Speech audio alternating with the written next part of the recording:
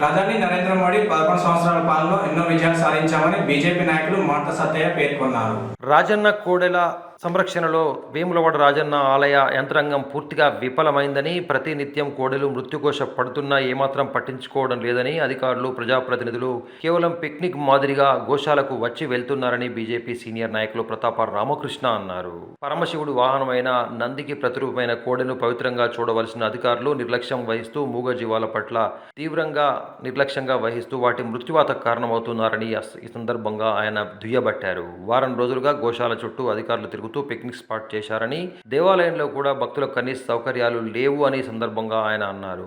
కోడెల సంరక్షణ కోసం చేపట్టిన పనులపై శ్వేతపత్రం విడుదల చేయాలని ఆయన ఈ సందర్భంగా డిమాండ్ చేస్తూ, వారం లోపు గోశాలలపై చర్యలు తీసుకోకపోతే గోశాలను ముట్టడిస్తామని సందర్భంగా ఆయన హెచ్చరించారు. అధ్యక్షులు రాపెల్లి శ్రీధర్ గారి ఆధ్వర్యంలో ఈరోజు వేములవాడ పట్టణంలోని కార్యశాల నిర్వహించుకోవడం జరిగింది. మరి ఈ కార్యశాలలో అనేక విషయాలు చర్చించుకోవడం జరిగింది భారతీయ జనతా పార్టీ కార్యకర్తలతో.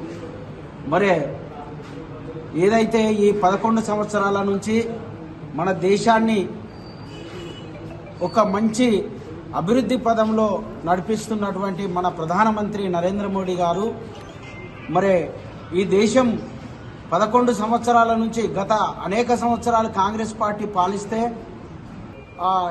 ఇందిరా ఆవాస్ యోజన కానీ, మరి ఏదైతే అనేక కార్యక్రమాలు ప్రధానమంత్రి ఆవాస్ యోజన, ప్రధాన ఫసల్ బీమా యోజన, అనేక కార్యక్రమాలు మరి వాటిని అన్నింటినీ ఇవాళ దేశంలో కడు పేదవారికి అందుతా ఉన్నాయి. కిసాన్ సమ్మాన్ నిధి కానీ, ఏదైతే శానిటైజర్ మరి గ్రామాల్లో చూసినట్టయితే అంతకుముందు అసలు స్వచ్ఛ భారత్ ద్వారా మరి ప్రతి గ్రామంలో ఇవాళ మరుగుదొడ్లు, మరి ట్రాక్టర్ల ద్వారా చెత్త ఏదైతుందో అంతకుముందు చెత్త వేరకపోయేది, ఆ ట్రాక్టర్ల ద్వారా మరి చెత్తను తరలించి దేశాన్ని, మన పట్టణాలను శుభ్రత ఉంచడం అనేక కార్యక్రమాలు చేపడుతుండు. మరి వాటిని అన్నింటినీ ప్రజల్లోకి తీసుకుపోవాలని ఈరోజు ఈ మన భారతీయ జనతా పార్టీ పట్టణ శాఖ కార్యకర్తలకు దిశ నిర్దేశం చేయడం జరిగింది.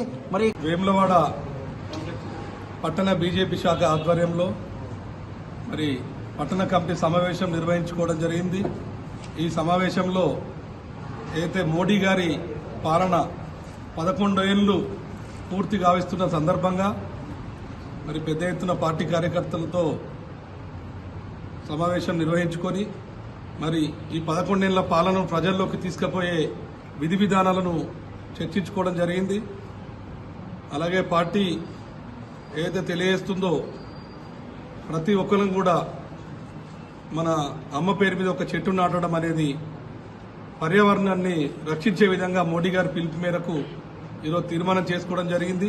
ఈ రోజు నుంచి ప్రతి ఒక్కరం కూడా చెట్లు నాటే కార్యక్రమం, అలాగే కూడా ఇందులో భాగంగా ప్రజలందరూ కూడా మన ఇంటి ఆవరణలో ఒక చెట్టు నాటుకోవాలని కూడా పిలుపునివ్వడం జరుగుతుంది.